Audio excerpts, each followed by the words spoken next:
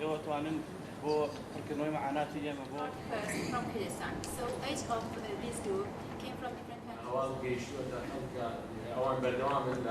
Their homes and they destroyed the villages.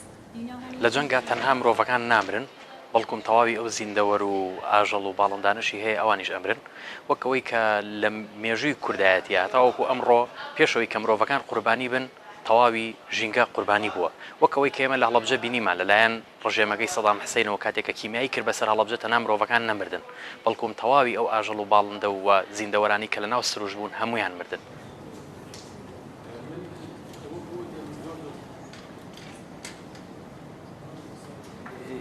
To promote and make ecological environments and territory. In Germany, I'm active in protest against deforestation, and I realized there that coming together internationally with everyone who is affected by the destruction of nature is the most important thing to actually develop a life without exploitation of nature. Our ask and our situation is.